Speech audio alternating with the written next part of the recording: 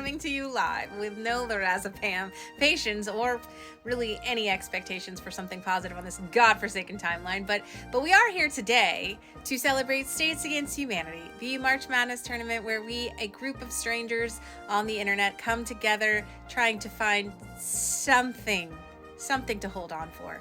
And that is to choose the worst state for humanity. Today we're going to announce the winners or losers, depending on how you're playing at home, of the states from round one. As a reminder, these results are down to you, my followers. I did not choose these states, so if you are upset with the findings, please take that up with your fellow players in this tournament. Starting off in our Reagan's Resurrection bracket, Texas took it, no questions asked. I mean, there were questions, but not about whether or not Texas was the worst in this category. Ohio got a rough spin with reproductive rights, but I don't think there was any situation where they were coming ahead of Texas. Sorry. Or not sorry? Moving on to Oklahoma and Louisiana. This was a tough one, and it was a tough draw for Oklahoma because Louisiana pulled it out. There was just too much badness in terms of the environment for people to look the other way. This Texas-Louisiana matchup, though, if anybody can take Texas down, it might be Louisiana.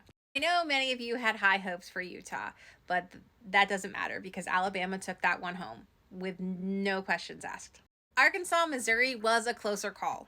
People had concerns about both, and you know what? That's valid. But Missouri is the one that y'all chose to come up against Alabama, and again, if anybody could take Alabama down, it's going to be Missouri. I look forward to this matchup. I don't want to take anything away from South Carolina, except for maybe Nancy Mace and all the other politicians that live there. There was no way that they were taking Florida down. Florida lives on to play the winner of the Tennessee-Kentucky matchup, which again, I know Kentucky, we see you.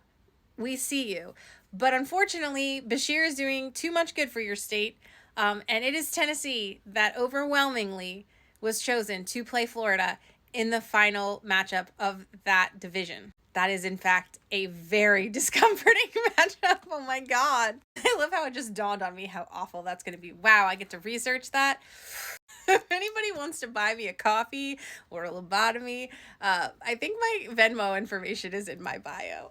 Taking all donations for that at this point. Next up was number 1 seed Mississippi against number 4 seed Iowa, and I did call this. This was going to be an upset, and it definitely was, and it had nothing to do with me and everything to do with the terribleness of Iowa politics and just, wow, what has happened there. Iowa will go on to play number 2 seed Idaho because the universe it's tricky and it knows that there are way too many vowels that those two have in common for me. Oh my God. Sorry, West Virginia.